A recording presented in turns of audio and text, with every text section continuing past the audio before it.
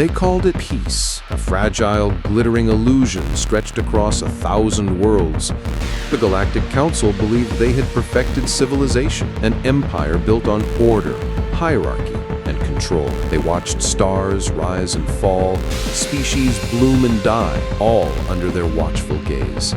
To them, the galaxy was tamed until they found us. At first, Earth was a rumor, a blue world on the edge of a forgotten spiral arm. Primitive, chaotic, loud, a world that laughed too much, fought too often, and dreamed too big. They observed us with pity, another young race that would burn itself out before it ever reached the stars. We weren't supposed to matter. That was their first mistake. Because humanity doesn't follow the script the galaxy writes. We don't kneel to destiny. We bend it, break it, rewrite it. And when they tried to contain us, to silence the noise we made in the dark, we answered with something they had never seen before. The first contact was supposed to be peaceful. That's what the Council claimed, at least. But peace doesn't begin with warships orbiting your sky. It doesn't begin with ultimatums or the quiet arrogance of beings who believe themselves gods. They sent envoys wrapped in gold and authority, and when humanity refused to bow, they sent fleets instead. And the sky burned, cities turned to glass, oceans boiled under the heat of plasma fire. For the first time, the entire world stood together, not out of choice, but survival. Humanity, fractured for centuries, looked upward and found unity in the reflection of our own extinction. But we were never built to surrender, not when cornered, not ever. They called it the first cleansing. We called it the Day of Fire. And in the ashes, something ancient awoke inside us, something the galaxy had long forgotten. The will to fight for what was ours. The Council underestimated how much damage desperation can do. They underestimated the human heart. They thought they were fighting a species. What they were really fighting, the story of every soldier who refused to fall, every scientist who rewired alien technology using nothing but stubbornness and caffeine, every child who watched the sky burn and swore that no one would ever hurt Earth again. We learned. We adapted. We hit back. The first counterattack wasn't grand. A single ship, hacked together from scavenged alien tech, jumped into their space. The galaxy laughed. They called it suicide. But that single ship didn't come to win. It came to remind them who we were. And when its captain sent his last transmission, his voice carried across the stars. You wanted a war? You got one. That was the moment everything changed. From the void, humanity rose like wildfire. Colonies that should have died thrived instead.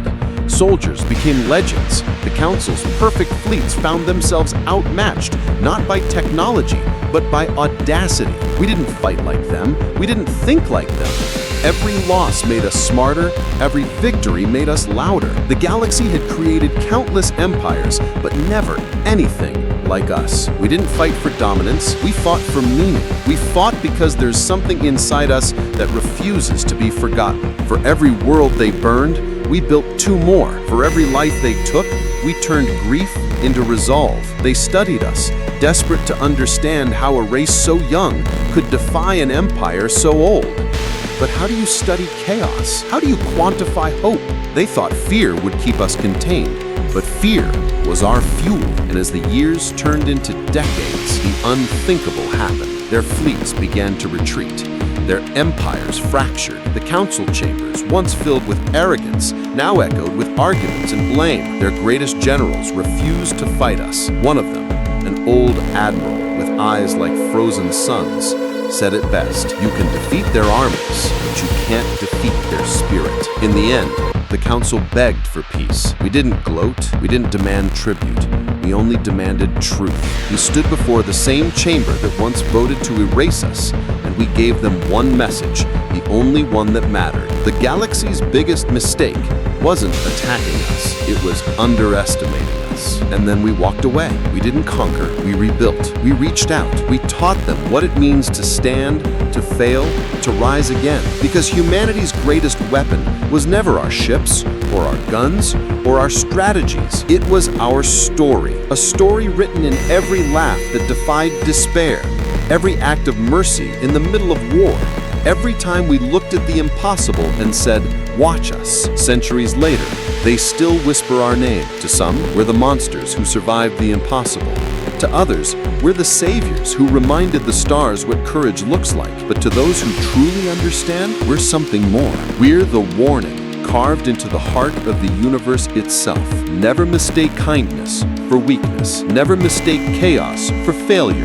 And never ever mistake humanity for easy prey. Because the galaxy learned the hard way that when you corner a human, you don't just get a fighter, you get the fire itself. And though the stars are quiet now, our story isn't over. Somewhere out there, a new empire rises. Somewhere another council debates control. Somewhere another arrogant voice will look toward a blue world and whisper, they look harmless. Maybe they'll forget.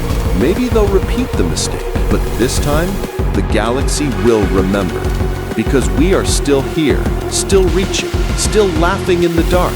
And when the next shadow falls across our sky, the universe will know better to underestimate the one species that never learned how to quit. We are humanity.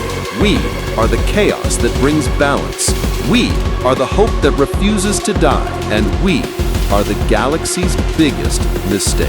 If you felt that fire, if this story reminded you why humanity still matters, then don't just watch, join the fleet. Subscribe, share, and stand with us, because this is only the beginning. The stars are listening, and our story has just begun.